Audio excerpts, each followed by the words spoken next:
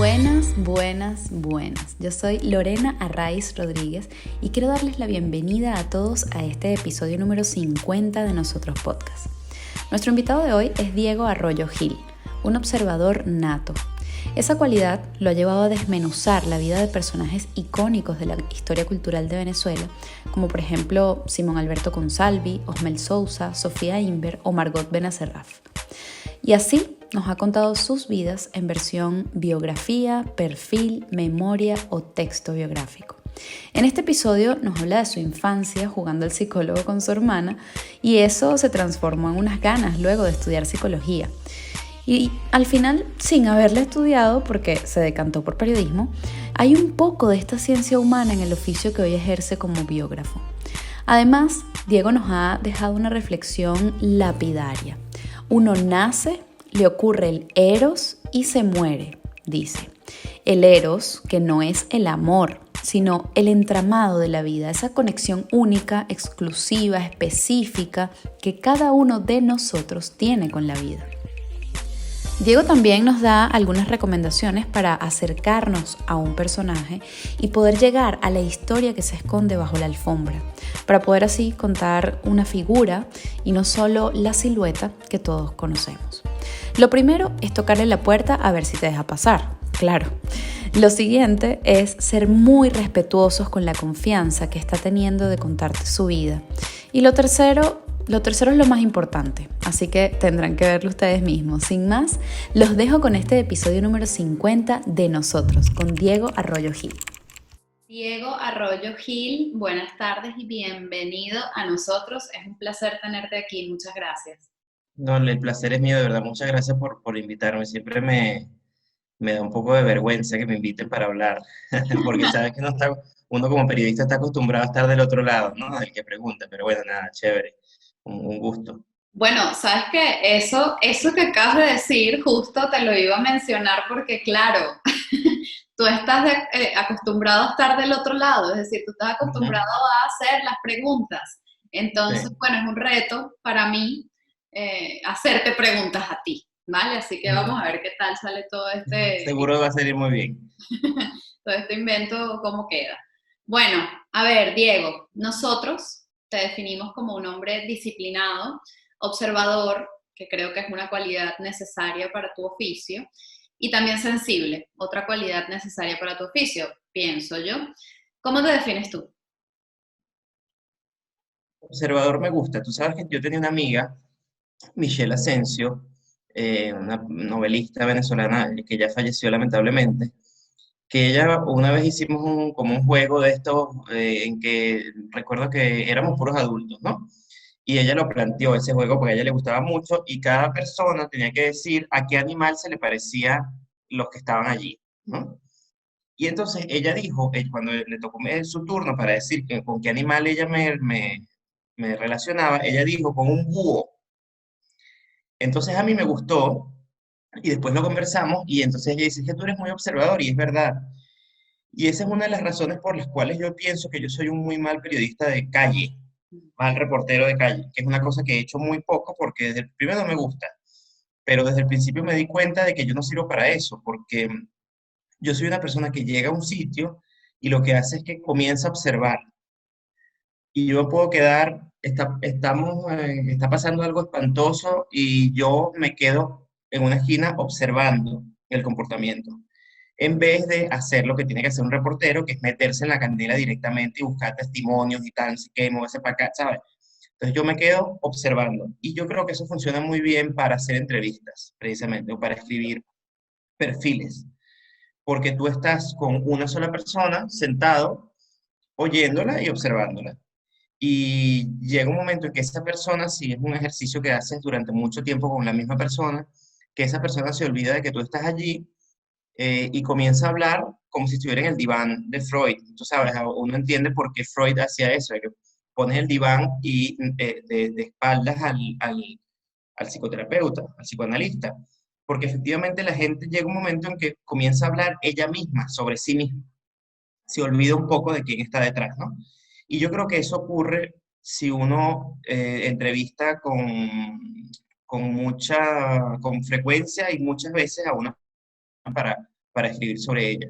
Y si sabes escuchar, si eres una persona que está entrevistando y no sabes escuchar, bueno, eso no va a funcionar. Obvio. Y desde luego, eso no funciona en la radio ni en la televisión. En la televisión, en la radio o en el podcast tienes que interrumpir porque si no, ni modo que vas a estar escuchando a una persona hablar de sí misma 6 horas sin parar. Pero cuando es para un trabajo como los que yo hago, eso sí sirve mucho. Entonces, observador, creo que es una palabra que sí, sí, yo me identifico con eso, con esa característica. Soy bastante observador. A veces entonces parezco antipático cuando llego a los sitios, porque dicen, pero él es tan callado y lo único que hace, no dice nada y está ahí como con una cara y realmente yo no, no es antipatía, es que estoy observando. Ya después, la segunda o la tercera vez yo participo, pero al principio siempre estoy observando. La gente dice, bueno, él está ahí mirándonos a todos y es como Sí, sí, sí, sí, raro. tal cual. Sí, sí, Pero bueno, exacto. claro, es que es una cualidad, como tú dices, muy necesaria para lo que Ujú, haces. Pero yo creo que ujú, además, no lo sé, tengo la impresión, no ujú. te conozco personalmente, pero tengo la impresión de que no solamente es una cualidad que has desarrollado para tu trabajo, sino que quizás es una cualidad de tu personalidad que más bien has utilizado en tu oficio, ¿no? Me da Sí, esa sí, impresión. sí, sí, yo también creo que es así. Es que uno nace con lo que tiene, pues bueno, es obvio, o sea, nace con lo que tiene, vienes con algo ya, ¿no?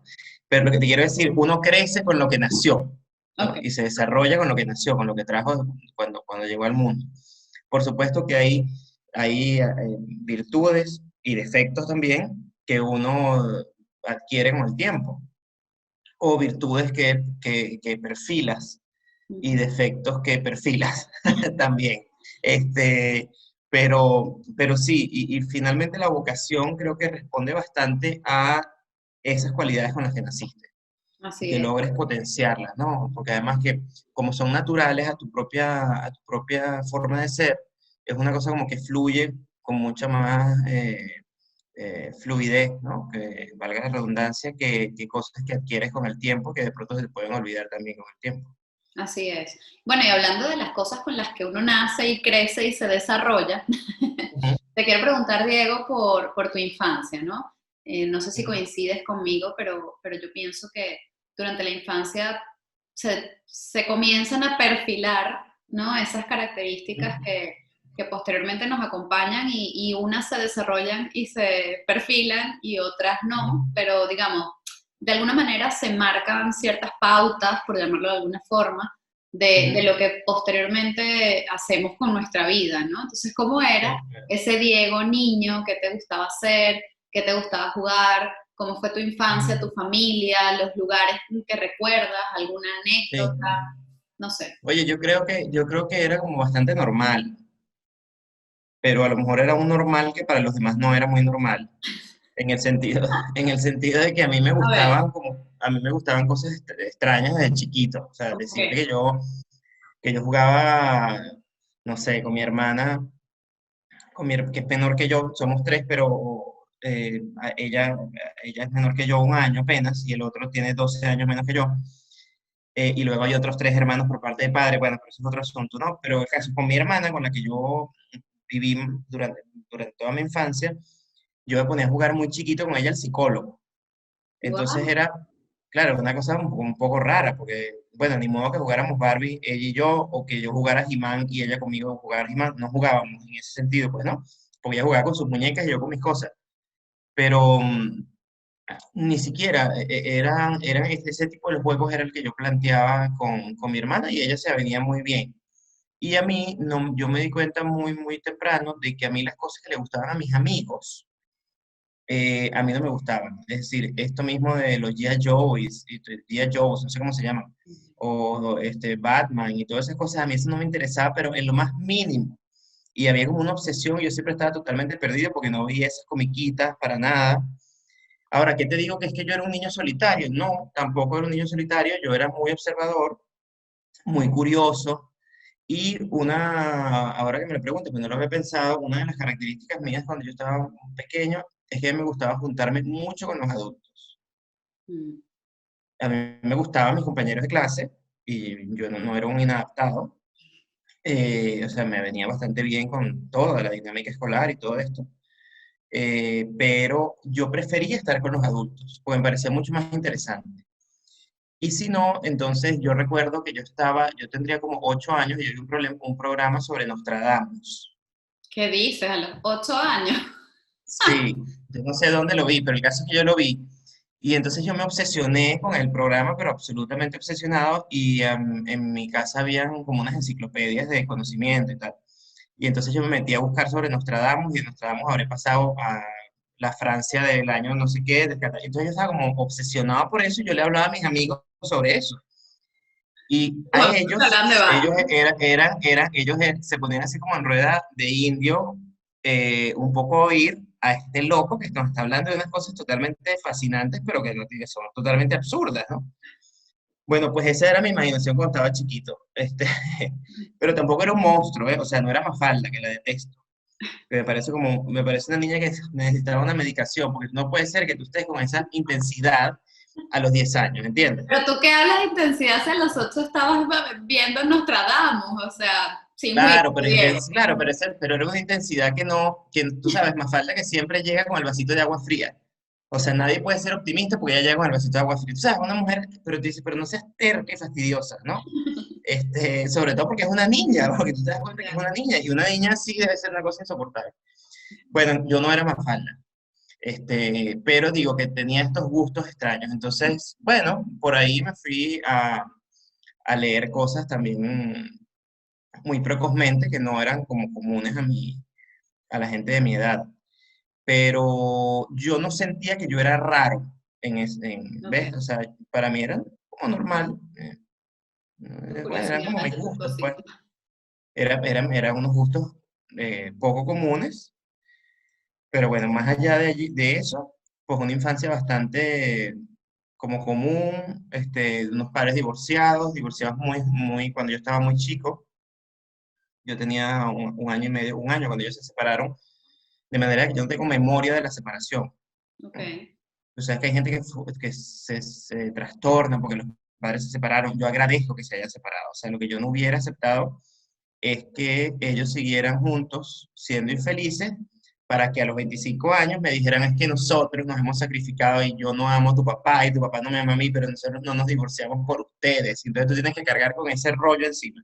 Ya. No, a mí me parece que ellos fueron muy valientes y que con el tiempo, en lo que crecí, me di cuenta de que esa es una gran enseñanza que ellos me dieron a mí, sin haberlo querido, por supuesto, ¿no? Porque, bueno, te salió mal el matrimonio.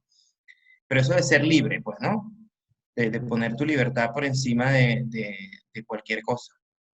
Eso me ¿Qué es parece libertad? fundamental. ¿A qué llamas la libertad? Mm, bueno, a no sacrificar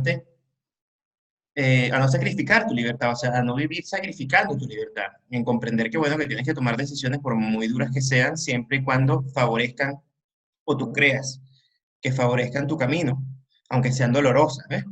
Te lo digo porque es verdad que hay muchos padres que no se quieren divorciar porque tienen miedo de que los hijos sufran, y no se dan cuenta de que los hijos van a sufrir mucho más porque están viendo a dos personas que no se aman, porque lo van a descubrir eventualmente. Entonces, eso de apostar por tu libertad, a mí me parece esencial y me parece muy bien que ellos lo hayan hecho, ¿no? Qué bueno, qué buen aprendizaje allí Sí, sí, tuviste sí. a lo largo Ujú, de tu vida. A ver, Diego, eres periodista. Me da curiosidad lo de que jugabas al psicólogo con tu hermana, porque ujú, igual allí hay algo, un poco de lo que también haces hoy en día, ¿no? Como, ujú. bueno, biógrafo, vamos a resumirlo así, ya tú me lo explicarás mejor, pero digamos, nos has contado la historia cultural de Venezuela a través de biografías o textos biográficos o memorias o reseñas de distintos Ujú, personajes muy valiosos para ujú. nuestra cultura. ¿Cómo Sí, nace esa motivación, esa necesidad, esa idea? O sea, ¿cómo llegaste allí? Porque no han sido pocos, además. Entonces, sí. cuéntanos un poquito cómo surge todo eso y si estoy loca yo imaginándome que tiene algo que ver con ese diván en el que jugabas con tu hermana. No, no, para nada, para nada. De hecho, yo quería ser psicólogo. Imagínate, Yo que lo que quería era estudiar psicología. yo Pero también. unas tías, sí, bueno, fíjate. Unas tías mías, psicólogas las dos, no me metieron miedo, pero yo escuchaba los cuentos de cómo era la escuela de psicología de la UCB y después una profesora, que nos daba psicología en el colegio, también nos contó unas cosas horribles sobre la escuela de psicología de la UCAP. Y Ok. entonces a mí esa idea me empezó como a dar un poquito como de temor. Y a mí no me gusta que me estén mandando. Y a mí nunca me gustó estudiar, a pesar de que yo era un muy, muy buen alumno. Pero yo siempre he dicho que yo nunca estudié. Primero porque el colegio me pareció una cosa como relativamente sencilla, pues, ¿no? Bueno, a pesar de matemáticas y química y física y lo que sea, todas esas cosas horrendas. Pero, y después la universidad, es verdad que comunicación social es una carrera muy sencilla. No es que es fácil, es que es muy sencilla. Es sencillo. Y yo estoy de acuerdo con Marcelino Bisbal cuando dice que es una necedad que la carrera de comunicación social dure 5 años, que eso tiene que durar 3. Y es verdad, tú cumples con el ciclo básico, al menos a mí me pasó eso. Yo cumplí con el ciclo obligatorio en la UCB y los 2 últimos años, que son de carreras optativas, es que yo me fui a letras a hacer Seminario. materias en la escuela de letras. Este, porque es que ya aprendiste lo que ibas a aprender en 3 años. Yo decía, pero ¿cuánto vamos a seguir con el lead, el desarrollo, la cola? O sea, ¿hasta cuándo? Lo que tienes es que trabajar y tal. Entonces, pero esto iba a razón de que, bueno, a que a mí nunca me gustó estudiar en el sentido de que, o como mejor dicho, yo era un muy buen estudiante, un excelente estudiante, y cuando yo digo que a mí nunca me gustó estudiar, la gente que es mi hermana y tal, o mis hermanos, me dicen, pero si eres tonto, claro que sí te gustaba, eras súper buen estudiante, pero es que porque tuve la oportunidad de decidir estudiar lo que a mí me gustaba, entonces no sentía que estaba estudiando. Pero ese esfuerzo que yo veía a mis amigos que estudiaban ingeniería y tenían que pasar por geometría descriptiva, y entonces estaban 4 días, 4 días con sus 4 noches y sus 4 infiernos, tratando de sacar un cálculo que no les salía, y después los que hacían arquitectura, que estaban encerrados en una habitación sacándole fulana maqueta, o sea, y un estrés, y entonces una lloradera. Yo eso jamás lo viví. Y jamás lo viví y me hubiera revelado al segundo día si me hubiera dado cuenta de que había escogido una carrera que me iba a someter a eso. Y psicología me dio como la idea de que iba por ahí. Entonces yo dije, no, yo me voy por otro lado. Y lo que más se parecía, estaba como abierto a mis intereses, era el periodismo, que juntaba la historia en principio, porque es la historia que se está haciendo, que están haciendo, bueno, con el periodismo propiamente dicho, y luego me di cuenta de que también se juntaba con la psicología. Se Sí. podía juntar con la psicología en este sentido de que yo lo trabajo, de hacer perfiles de largo aliento. Entonces, no es que cuando yo estaba en la universidad yo tenía el sueño de convertirme en biógrafo, no. Lo que ocurrió fue que me conseguí en el camino Simón Alberto Consalvi, de quien yo escribí una biografía, y Simón dirigía la Biblioteca Biográfica Venezolana en el Nacional, el Libros del Nacional y la Fundación Banco del Caribe. Y yo tenía 22 años y él me invitó a que yo fuera el codirector de la Biblioteca Biográfica. Entonces, Con él era el 22 director, yo años. con 22. Sí, sí, o sea, él estaba loco. Yo en ese momento a mí me parecía maravilloso y perfecto, y no me causó ningún escándalo. Pero ahorita yo lo veo a la distancia y digo que de verdad que fue muy arriesgado agarrar a un chamo de 22 años y ponerle un cargo gerencial. Ya. Pero como era con Salvi, todo el mundo dijo que sí, todo el mundo se quedó callado y tal. Y yo comencé en la biblioteca y entonces él me dijo, oye, todos los que hemos trabajado en la biblioteca biográfica hemos hecho un aporte a la biblioteca. Y había unos libros, o sea, unas biografías, unos personajes que todavía no tenían biógrafo asignado. Entonces yo dije, bueno, voy a hacer uno. Y así fue como yo hice la primera biografía, que fue Luisa La Nena Palacio, la Nena Zuluaga, la pintora y grabadora, una mujer poco conocida en el mundo popular, digamos así, pero muy, muy reconocida en el mundo cultural, sobre todo de Caracas en los años, a partir de los 50 en adelante. Y así fue como escribí la primera biografía, después escribí una segunda, una tercera, y así. Y me di cuenta que era una excelente manera de hacer historia, periodismo y psicología juntos. A Wow. pesar que yo no soy psicólogo, yo no puedo decir que mis libros sean informes psicoanalíticos, no, pero es verdad que hay algo, pues, ¿no? Hay de interés por la conducta de la persona a la que yo estoy investigando o a la que estoy entrevistando. Dices, hablando un poco de eso, del interés por la conducta, ¿no? De la persona con la que estás hablando.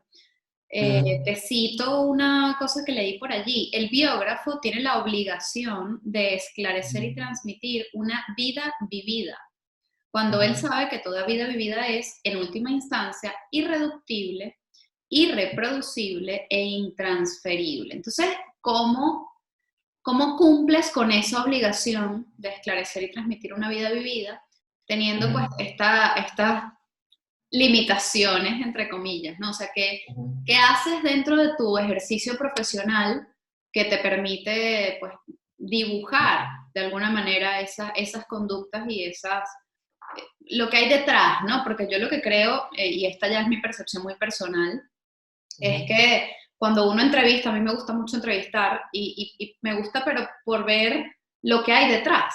Entonces, ujú. claro, creo que hay algo también de eso en lo que tú haces, ¿no? ¿Cómo Sí, lo haces? sí,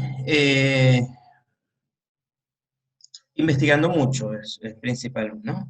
Es lo básico, porque tú necesitas información, o sea, tienes que tener información, sobre todo para no ir a la entrevista y preguntarle, ajá, ¿y cómo se llama usted? No, bueno, o sea, tú Claro. tienes que llegar ya sabiendo quién es el personaje.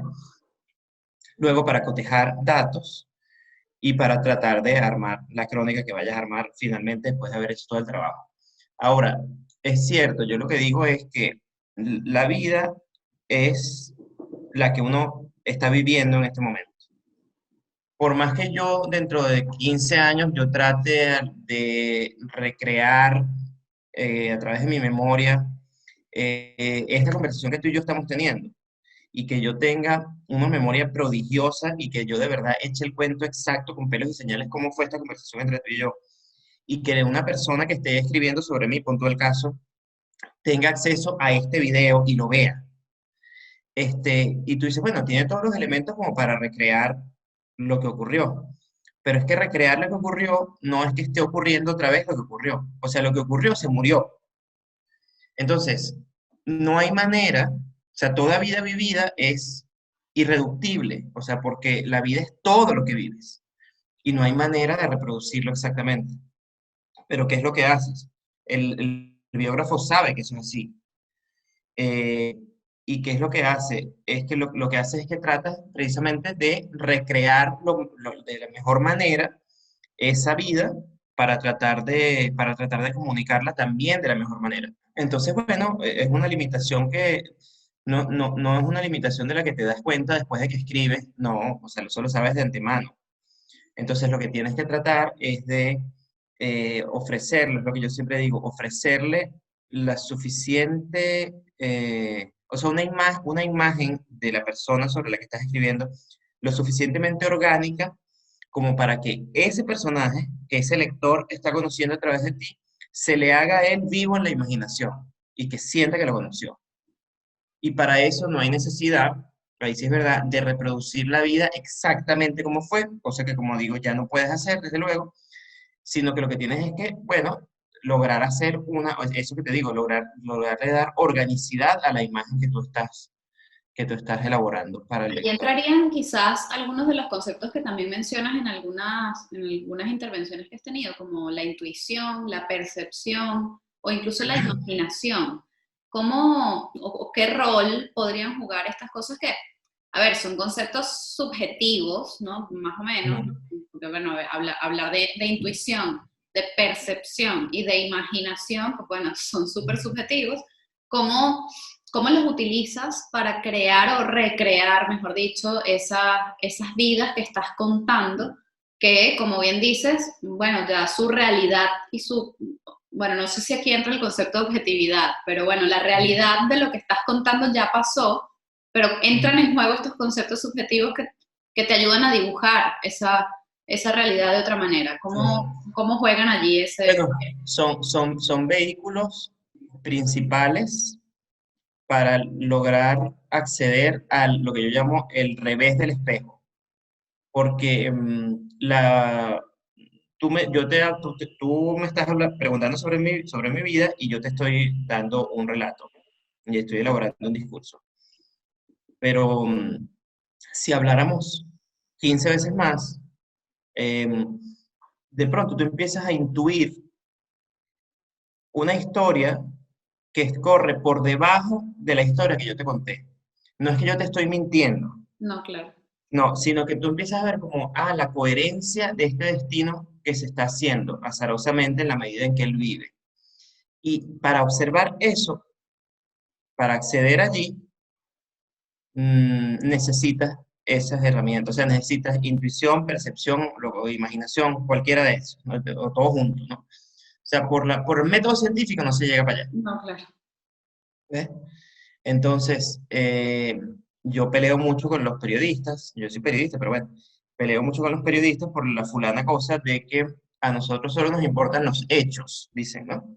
Y yo le digo, no, no, no, no solo nos importan los hechos, nos interesan las personas, Gracias. porque las cosas les pasan, nos pasan a nosotros, a las personas, a la gente.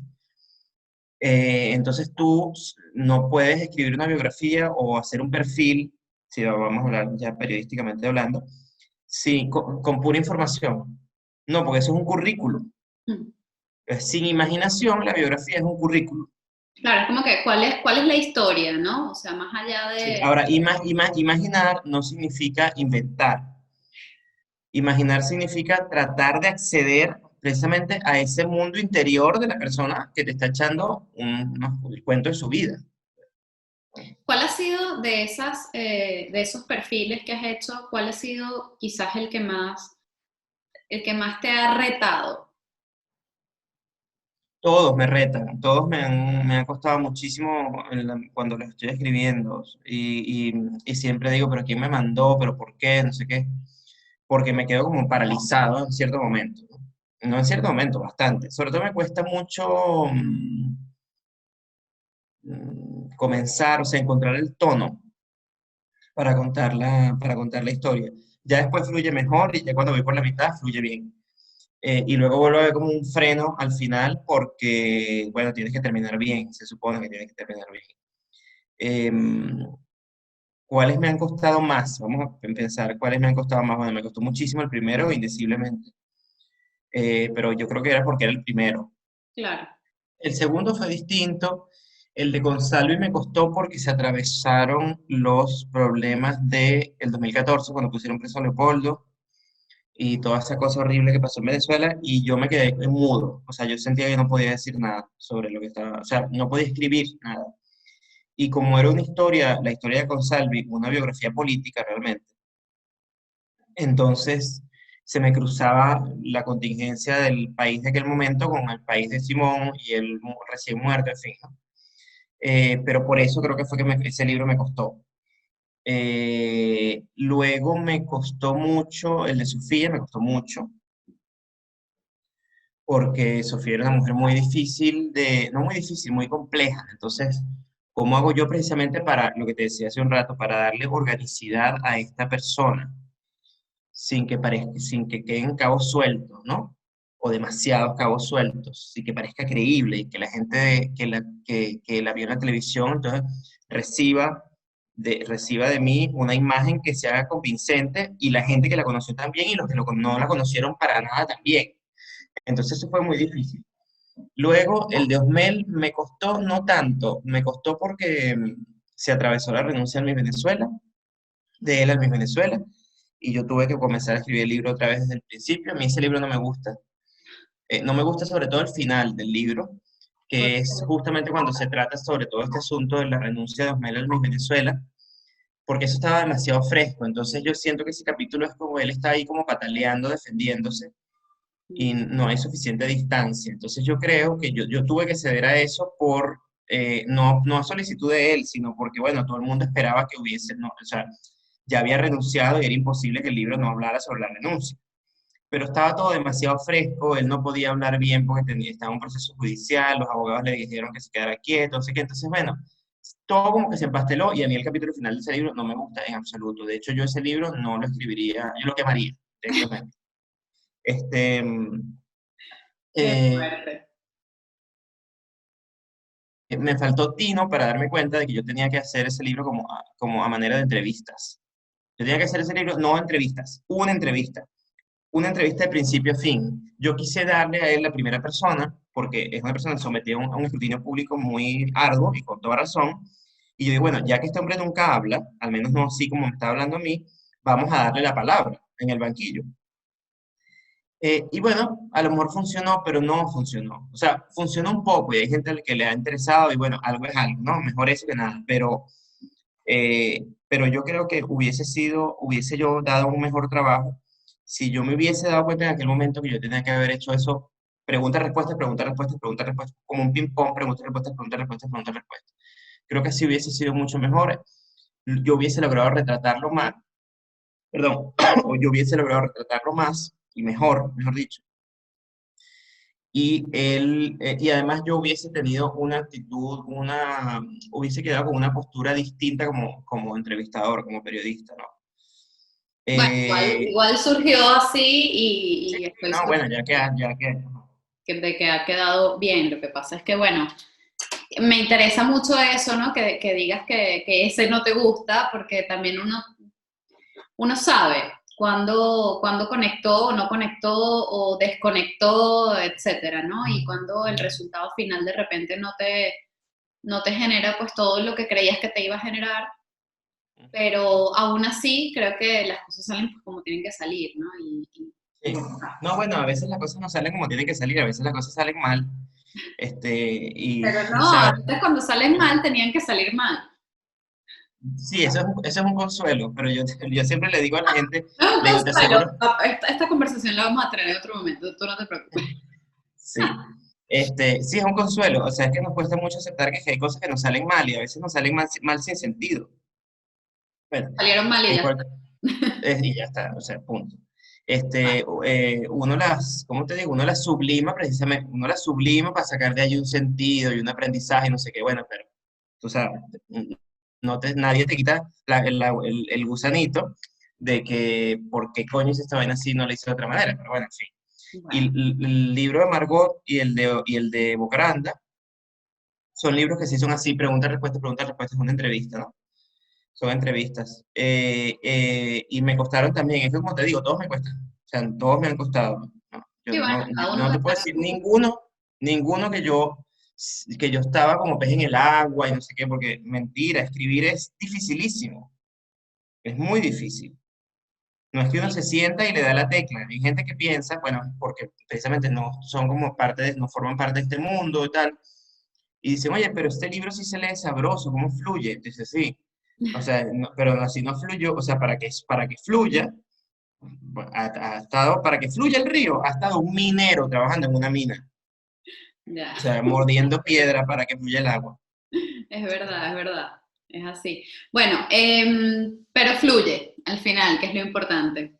Te quiero preguntar una cosa que no sé si tiene mucho sentido, pero a mí se me ha Ujú. ocurrido preguntarte si esta, no sé, esta manera de acercarte, en tu caso, a un entrevistado o al biografiado, o bueno, a esta persona a la que te acerques para contar su vida un poco, si eso lo podríamos trasladar o algunas de esas herramientas las podríamos trasladar para nuestras relaciones. Es decir, tú ves que es posible, o esto es muy alado por los pelos, que esas características, no sé, la observación, el saber escuchar que mencionabas al principio, quizás esto mismo de la intuición, la percepción e incluso la imaginación, nos pueden ayudar también a relacionarnos, porque creo que al final, bueno, sí, tú tienes una finalidad cuando estás frente a esa persona, porque vas a hacer un trabajo, pero también es una relación humana, ¿no? Lo que decías hace un rato de que lo que importa son las personas.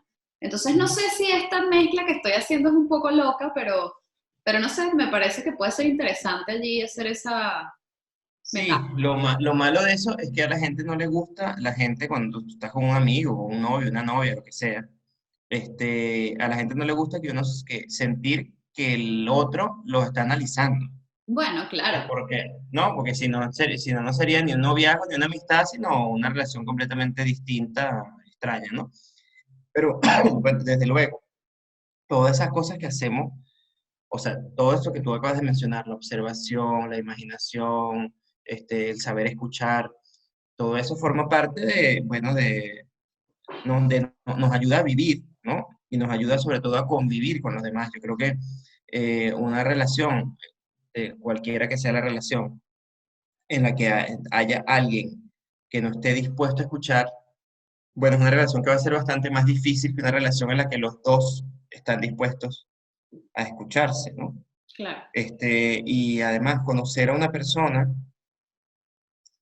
y entablar una relación con él, de nuevo, cualquiera que sea la relación, es también mm, ceder y disfrutar imaginándola dentro de ti. ¿No? Porque tú vas, de las personas que no son principales, uno elabora una imagen de ellas en uno, y esa imagen vive con uno, ¿no? Claro. Y esa imagen se va modificando en la medida en que van viviendo. Entonces, claro que tiene un inmenso valor todo eso, igual que la observación. Wow, la observación es súper importante. Yo creo que la observación y la escucha son de las cosas más básicas, ¿no? Para cualquier Ujú, relación. Diego, ujú, si te tuviera que pedir o si me tuvieras que dar algunas recomendaciones muy básicas, yo sé que esto es muy reduccionista, pero algunas recomendaciones muy básicas para acercarnos a una persona e ujú, intentar dibujar su imagen de la mejor ujú, forma, ¿qué nos ujú. dirías? Primero tocar en la puerta, a ver si te quiere, si te quiere dejar entrar, Ok, ¿no? muy importante. Por favor, nadie Eso es se meta a la importantísimo. fuerza. Y exacto. Luego, si te dice que sí, eh, tener siempre clara una cosa, que podrías no ser tú la persona que está allí para escucharla, a esa persona que vas a entrevistar. Y sin embargo, esa persona ha accedido a que seas tú. Entonces, respeta ese compromiso.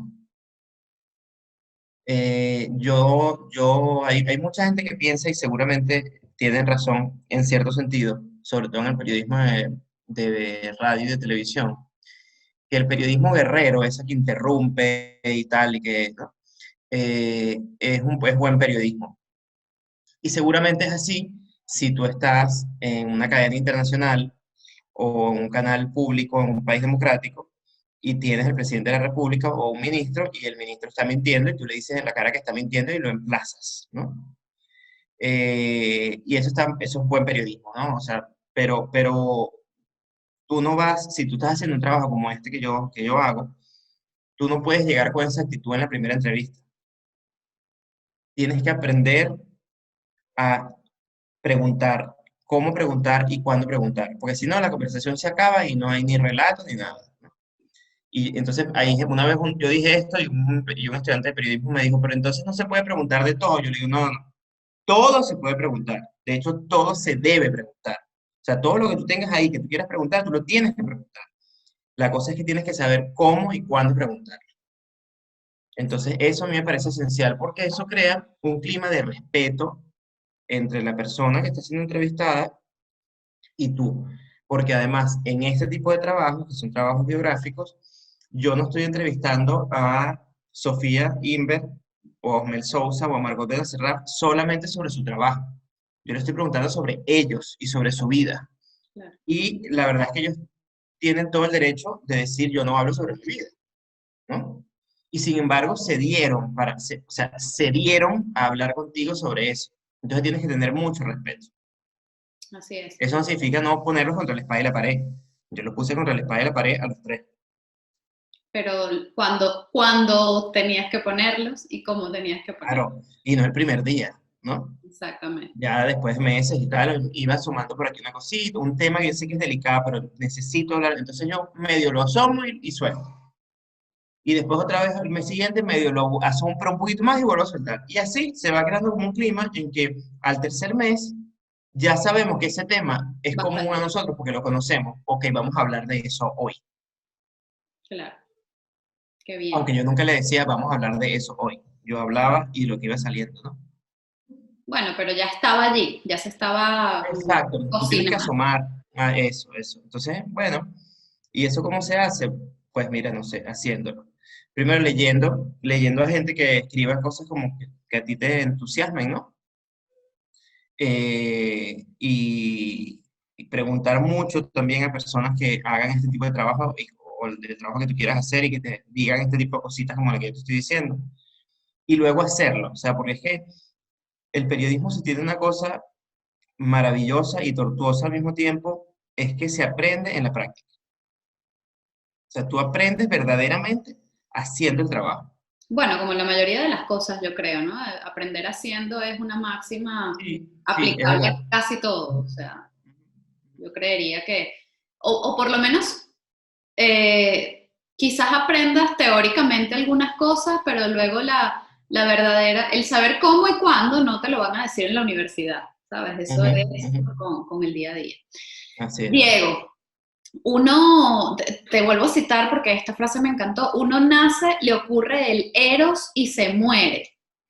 Y Ujú, me he referido al eros y no al amor. Eros es como lo que vincula específicamente a cada hombre al mundo. ¿Cuál es ujú. tu eros? ¿Qué es lo que te vincula a No, ti al lo que mundo? pasa es que eso no es definible así. Ajá, O sea, entonces, explícame. lo que yo digo es que tú naces, y cuando yo hablo del eros, es la propia vida vinculándose a la vida mayor. Ok, Entonces, tu vidita, digamos así, va trazando, va tejiendo unos puntos de contacto y de enlace con la vida en general. Y somos ese parte de un tejido, todo. ¿ah? Que somos parte de un todo. Sí, pero es una cosa como que se va tejiendo en la medida en que vas viviendo. Y ese tejido, o sea, tu tejido es solo tuyo, no lo tiene otro. Por más parecida que tú tengas una hermana gemela, no sé qué, idéntica a ti, pero bueno, ella tiene una manera de sentir y una sensibilidad y ver la manera como una sensibilidad se mueve en el mundo. Eso es a lo que yo me refiero con el Eros. Y luego te mueres como un pajarito y más nada. Y hasta Entonces luego. te pasan como, por eso yo digo, no solo es el amor, porque la gente tiende a hablar, cuando habla del Eros, lo vincula directamente con el amor, pero es que el Eros, como decía, eh, creo que era Diótima, decía, Eros es el urdidor de tramas. O sea, esa cosa extraña, esa fuerza extraña que va urdiendo las tramas en nuestra vida, ese es el Eros. Y en ese sentido es a lo que yo me refería cuando decía que te vinculaba específicamente, ¿no? O sea, hay una manera en que tú estás vinculado al mundo que es solo tuya. Solo tú. Ese es el Eros. Sí, es un Ujú. poco, Víctor Franklin tiene una frase para eso y habla de un poco de cuál es tu lugar en el mundo, que es un lugar único, ¿no? O sea, no lo puede ocupar nadie más. Si no lo ocupas tú, no lo ocupa nadie, está vacío. Exacto, es una cosa así, es algo como eso, ¿no? Entonces, bueno, por supuesto, dentro del Eros, el amor juega un papel fundamental, porque si hay un sentimiento, una emoción, un cataclismo, yo no sé cómo qué será eso, que te Todo vincula eso, específicamente, exacto, que te vincula específicamente al mundo de una manera que tú dices, "Ah, yo estoy vinculado a esto solo como yo estoy vinculado a esto". Es el amor, ¿no? Y está incluido dentro de todo. Pero entonces, bueno, uno nace, le pasa el Eros, le ocurre el Eros y después se muere. me encanta esa imagen. Diego, ¿con qué sueñas y a qué le temes? Eh, o sea, Sofía tiene una frase que a mí me gusta mucho que dice, yo no tengo sueños, yo hago cosas. Pero es mentira. Sofía Inver, normal. Sí, pero yo creo que era un poco para salirse de esa cosa con que sueñas, ¿no? Yo sueño con que Venezuela mejore. O sea, con que Venezuela, sí, no sé si mejore, pero en cualquier caso, que Venezuela sea capaz de retomar un camino sano. Eso significa mejorar, porque quiero decir, mejorar da la idea como que, ay, amaneció y mejoró. No, o sea, que retome un camino sano para mejorar. Eso, yo sueño con eso. Pero sueño, pero no me quita el sueño. Claro. ¿No? Porque yo llegó un momento en que yo estaba como un poquito loco y obsesivo con el país, yo creo que como muchísimos, ¿no? Venezolanos, hasta que hubo un día que yo tuve una imagen que se me interpuso en el pensamiento cuando estaba vuelto loco pensando en el país, ¿no? Y yo me vi así como en un velorio, en el segundo día del velorio, ¿no? El primer día del velorio, o de los velorios, son un desgarramiento espantoso, ¿no? Está llegando la gente a dar el pésame, la gente que está llorando el muerto llora más, se te lanza sobre la urna, ¿por qué? No sé qué. Y el segundo día es una cosa como que estás rendido ante la evidencia de que el muerto se murió. A mí eso me pasó con Venezuela. Eso no quiere decir que yo piense que el país se murió, pero yo sí pienso que hay una cosa que está, bueno, es que se acabó, y hay una cosa terrible, y yo no puedo luchar contra esa evidencia. Ahí está, sí, sí, sí, se murió algo, o sea, algo pasó, algo terrible nos ocurrió y está aquí. Míralo. Y entonces eso me ayudó a tener como tranquilidad, no resignación, sino como cierta serenidad, ni siquiera tranquilidad, como serenidad ante el hecho. Porque era una cosa que yo decía, es que me puedo volver loco. Y ya decía disparate, o sea, ya estaba como una gente en Miami, viviendo en Miami, ¿no? Antes, Con tú el- sabes que antes esa misma gente o esa misma imagen que estás queriendo crear cuando dices la gente de Miami, antes era las doñas del cafetal, con perdón, eso. todas las doñas del cafetal que las No, querían. y con perdón con mucha gente de Miami que yo quiero, y mucha gente Claro, de Miami me pero dice quiero decir, Sandra, pero es hay como gente que se esa ha vuelto un imagen poquito loco. se trasladó a Miami, es muy cómico. Mm. Esto sin ofender a nadie Sí, más personal. sí, y si se ofenden allá ellos, pero es como una cosa como tener un poquito de serenidad ante la situación. Entonces, con eso sueño. ¿Qué temo? Eh, ay, no tener suficiente plata. Porque Está digo, bien, es que, es ah, válido. sí, sí, sí, o sea, sobre todo porque yo soy el único en mi familia que se dedica a cosas humanísticas, ¿no? Y todos los demás hacen comercio, negocios, no sé qué. Y yo siempre digo, Dios mío, dame suficiente trabajo para yo mantenerme. Gracias a Dios que me ha ido bien, toco madera, ¿no? Relativamente bien. Jamás pensé que iba a vivir de escribir y sin embargo yo vivo de escribir. Y yo les recomiendo a mis estudiantes, no, cuando me invitan a escuelas de comunicación social para hablar con estudiantes de periodismo, siempre dicen, ay, ¿qué nos recomiendas? Y no sé qué. Entonces yo le digo, ¿qué nos aconsejas? Entonces yo le digo, luego de hacer la advertencia de que dar consejos es la cosa más nefasta que existe, porque, bueno, cada quien tiene que tropezarse, pero está bien. Le digo, cobren caro. Y entonces dice, ajá, pero no es que cobren caro al salir de aquí, porque al salir de aquí ustedes no tienen nombre y nadie tiene por qué pagarles unas sumas muy altas. Les van a pagar lo que le pagan a todo el mundo que esté empezando hasta que tú pruebes que tú eres bueno.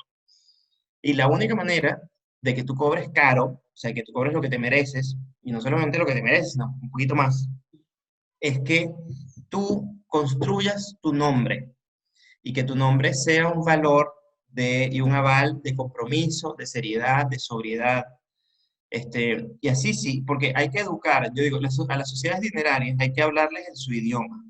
Tú vas a un banco, y porque resulta que el banco pues, tiene un departamento de responsabilidad social, le da nota a hacer unos libros sobre cultura en Venezuela, sin saber nada, porque el gerente que te está llamando y al que tú le vas a llevar la propuesta, no tiene ni idea de quién es Rómulo Gallego, publicar los cuentos de Julio Arméndez, no tiene ni idea.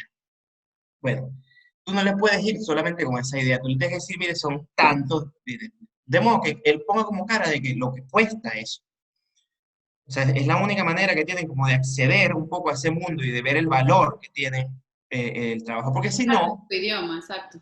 sí, esa es lo que te digo, a las sociedades dinerarias hay que hablarles en su idioma, porque si no, entonces terminan pagándote con un almuerzo en los Pilones del Este, ¿no? O con un cenicerito cerámica, porque parece que la cultura no tiene valor.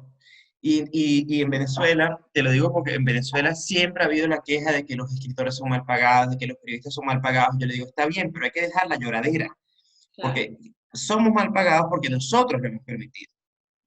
es así. Entonces, ese es el consejo que yo siempre les doy, hablando del temor, hablando del temor, digo, pero ¿por qué no puede ser autosustentable la cultura? Claro que sí. Sí, claro que sí, estoy de acuerdo contigo. Tenemos que darnos a nosotros mismos el valor primero para poder luego exigirlo fuera, ¿no? Bueno, Sí. yo te iba a preguntar, la última pregunta tiene que ver con Venezuela y ya Ujú. me has hecho una breve introducción, pero quería que me dijeras qué es Venezuela para ti. Estás allí, además, trabajas allí, vives allí. ¿Qué es Venezuela para ti y cómo crees que podemos, a ver, esto, yo lo digo así, es como la reconstrucción o la construcción de nuevo desde el punto de vista social. Creo que estamos como rotos socialmente, Ujú. en grosso modo, claro, hemos dejado de creer en las posibilidades que tenemos como venezolanos de seguir sintiéndonos venezolanos, y hablo en líneas generales. ¿Cómo podemos volver a creer en este nosotros que somos? Venezuela es indefinible, ¿no? Pero yo creo que Venezuela es un país secuestrado por la oscuridad que, sin embargo, sigue dando luz. Es una cosa muy rara. Pérez Bonalde tenía una frase que le gustaba mucho a Eugenio Montejo que decía, país de tanta luz y tanto absurdo. Yo creo que eso es un poco lo que yo siento con respecto a Venezuela.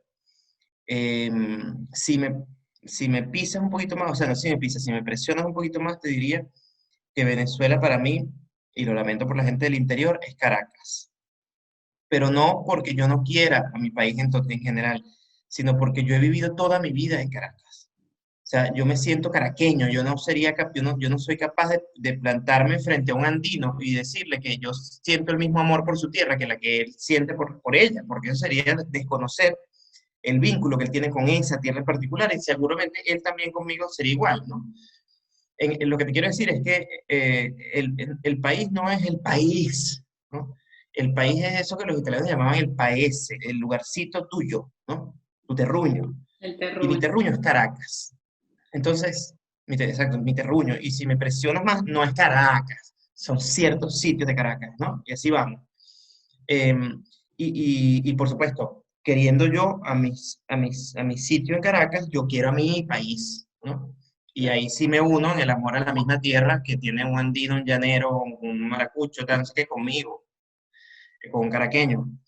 Y Caracas, pero menciono Caracas porque voy a esto, porque Caracas tiene una cosa tan rara, que es un lugar común, yo entiendo, nos critican y tienen razón y se meten con nosotros y tienen toda la razón, de la fulana cosa del Ávila, ¿no?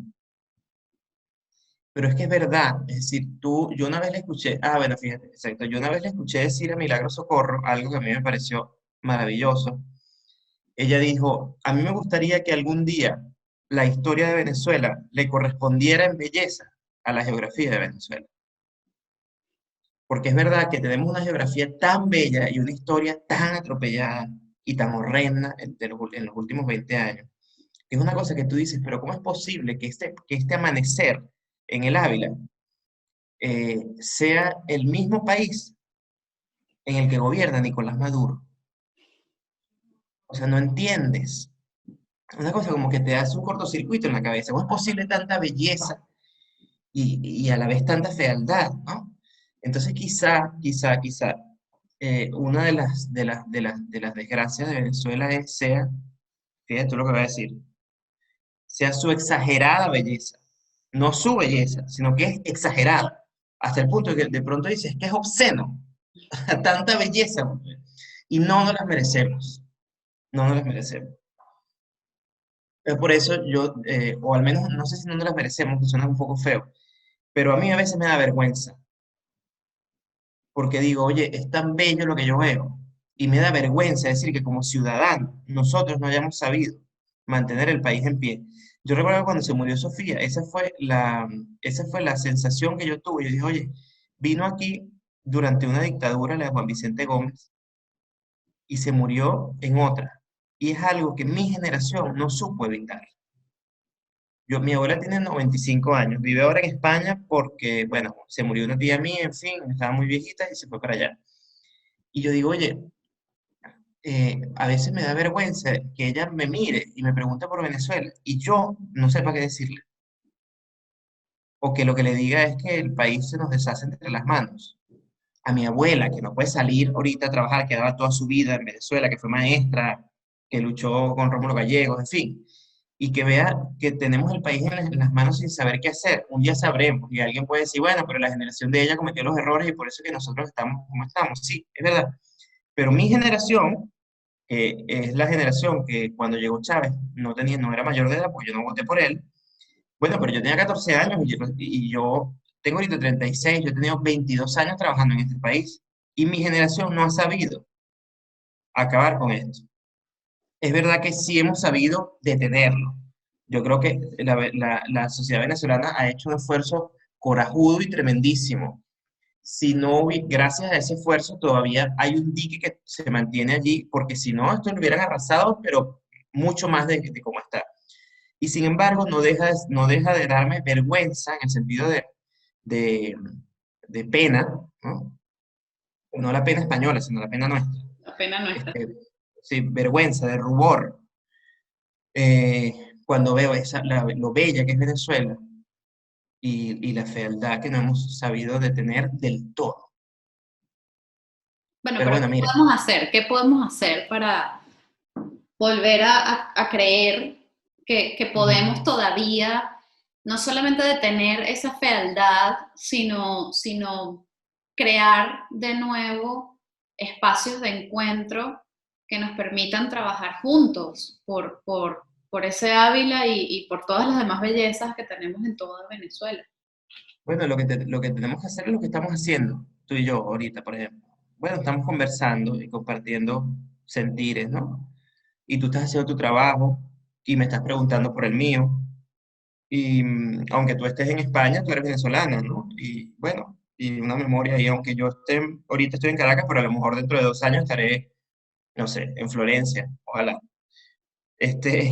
Pero bueno, yo estoy aquí, la verdad es que porque yo quiero estar. Yo me podría haber ido de Venezuela porque, como te decía, toda mi familia está afuera. Pero sin embargo, yo estoy aquí. Yo no creo en esos heroísmos de que yo estoy aquí, luchando por... No, mira, si vas a estar en eso, bueno, agarra tu maletica y te vas, papito, porque nadie necesita que le echen en la cara o sea, el esfuerzo que tú estás haciendo. Tú estás porque tú quieres, punto. Claro. Como la gente que se fue, me parece maravilloso también que se haya ido, porque bueno, si tomó la decisión, si está sufriendo, lo lamento mucho. Pero lo que te quiero decir, no me gusta la quejadera de nuevo. Y esa cosa como de plañidero. Mira, Sí, el victimismo, ¿no? lo que hay que hacer es que levantarse todos los días a trabajar. Eso es lo que hay que hacer. Para que cuando pase el tiempo, si las cosas se dieron, bueno, tú sientes que hay algo tuyo en eso que se dio. Y si las cosas no se dieron, que no pienses, que no sientas que no se dio por ti. Si no se dio, bueno, pero yo hice lo que pude. Yo creo que esa es la actitud que hay que tener ahorita, o al menos es la que yo tengo. Totalmente de acuerdo contigo, Trato. Diego. Eso no significa que no me den ganas de pegar el vaso contra la pared, ¿sabes?